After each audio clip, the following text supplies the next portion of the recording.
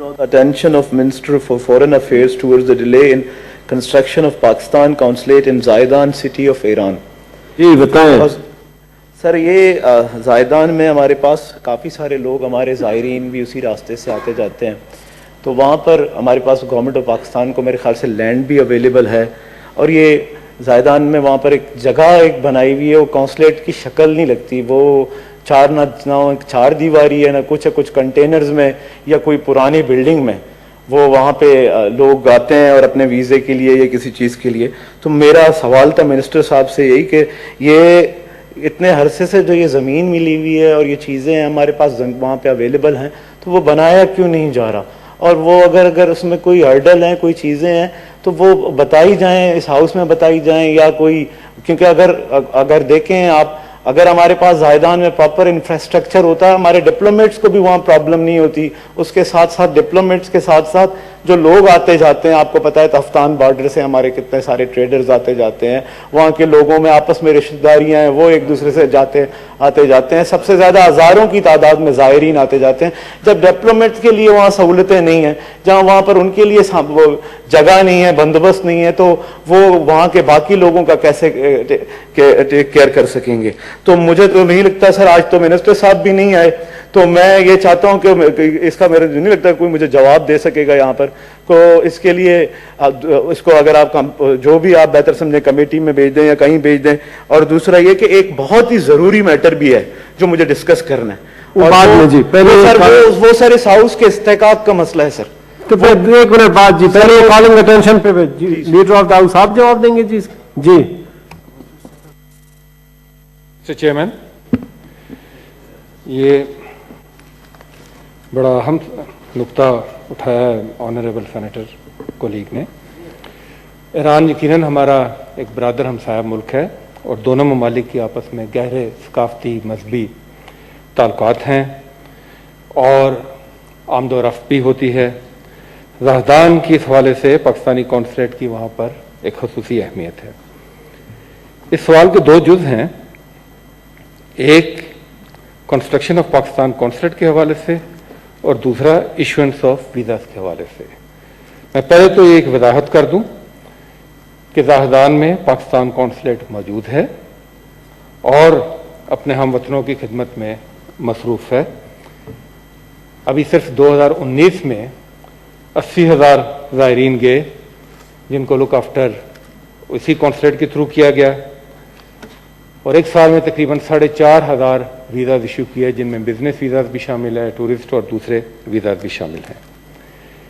जहाँ तक इन्होंने लैंड और बिल्डिंग की बात की, तो मैं ये बताता चलूँ कि ज़ाहदान कौंसलेट की जो लैंड और बिल्डिंग है इसका एक हिस्टोरिक पर्सपेक्टिव है। ये ज़मीन और उसका जो स्ट्रक्चर है ये ब्रिटिश से इनहेरिट हुआ था और तब से यहां पर ये कौंसलेट कायम है। इशू इसमें सिर्फ ये है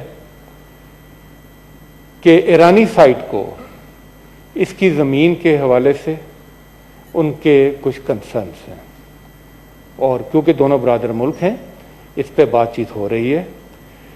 क्यों इन कंसर्न्स की वजह से हम चाहते हैं कि वहाँ पर जो बिल्डिंग है ना सिर्फ उसको रेनोवेट किया जाए, क्योंकि यकीनन वो रेनोवेशन मांगती है। आपको पता है ये अर्थक्वेक फॉल्ट जोन पे भी इलाका कायम है और जो स्ट्रक्चर वहाँ पर है वो भी पुराना स्ट्रक्चर बना हुआ है, वो कोई मॉडर्न कंक्रीट स्ट्रक्चर नहीं है। तमाम तर ख्वाहिश के बावजूद इस पर अमल दरामद फौरी तौर पर इस वजह से नहीं हो सकता कि जब तक ये इशू सेटल नहीं होता उस वक्त तक जो लोकल अथॉरिटीज़ हैं वहाँ पर वो अलाउ नहीं करती कि किसी किस्म का कोई कंस्ट्रक्शन या दूसरा काम किया जाए। इस इशू को कई लेवल्स पर टेकअप किया गया और इसको मजीद भी करके और जिस लेवल पर भी इसको देखना पड़ा इसको देखकर और ज़रा बेहतर तरीके से हमारे जो दोस्त हैं जो हमारे हमवतन हैं उनकी खिदमत हो सके। शुक्रिया। The calling attention notice is disposed of. Order number 4 जी। एक मिनट, एक रिपोर्ट लेकर हूं फिर बाबर साहब आपकी सुनता हूं एक से। Order number 4 Mr. Zahiruddin Babar Awan, Advisor to the Prime Minister on Parliamentary Affairs, on his behalf, G. Ali Mohammed Khan. Move order number 4. Chairman Sahib, I would like to lay before the Senate a copy of the annual report of the Election Commission of Pakistan for the year 2019 as required by Section 16(2) of the Election Act 2017. Report stands laid. G. Senator Koda Babar Sahab.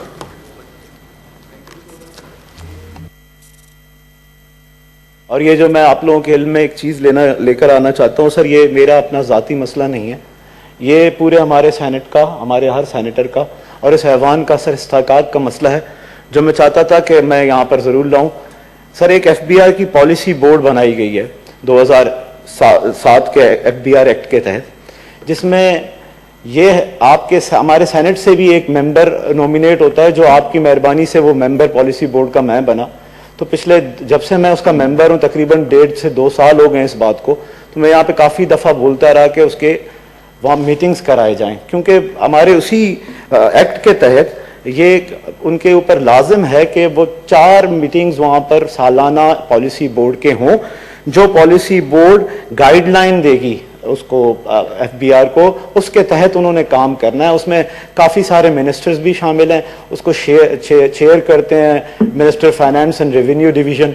लेकिन अभी जो recently मेरे कई दफ़ा उनको मैंने letter भी लिखा, उनसे बातें भी की, अब रिसेंटली मैंने क्या देखा, एक तरफ तो हमारा ये रोना है कि पाकिस्तान में हमारी रिकवरीज बहुत कम है, टारगेट्स अचीव नहीं हो रहे, टैक्स कलेक्शंस बहुत कम है।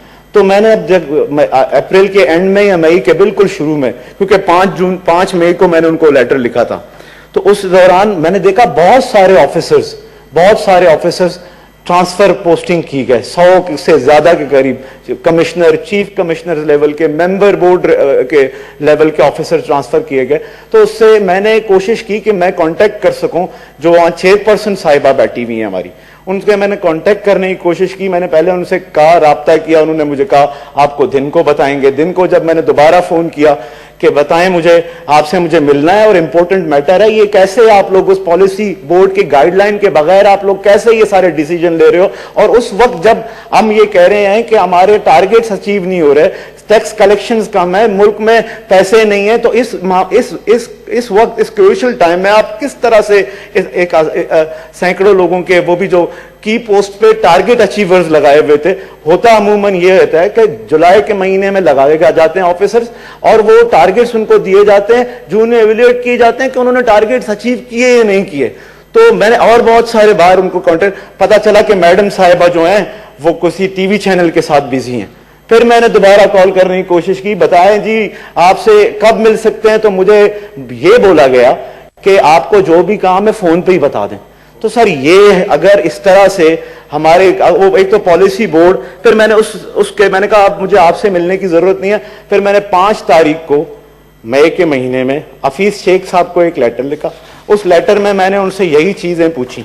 अब उसको भी 1 महीने से ऊपर हो गया कि मुझे बताएं जी ये जो काम हो रहा है, क्या गाइडलाइन देना पॉलिसी बोर्ड का काम नहीं है? तो अगर आप जो भी टैक्सेशन, इसीलिए तो आज तक अगर इस पॉलिसी बोर्ड पे अमल किया जाता तो कभी ये गवर्नमेंट या पिछली गवर्नमेंट है 10 साल से भी मीटिंग्स नहीं हुई। एक मीटिंग असद उमर साहब ने की। तो अगर इस पॉलिसी बोर्ड पे ये लोग अगर अमल करते हुए काम करते तो कम से कम ये लोग उस तरह के टारगेट रखते जो वाकई में जेन्युइन होते, जिनको अचीव भी किया जाता। अब मेरा ये डिमांड है सर, मैं एक एज ए सेनेटर और इस ऐवान के ऐसे बात कर रहा हूं कि अगर हमारी सुनते नहीं है तो हमारे सेनेटर्स को वहां मेंबर बनने की क्या जरूरत है?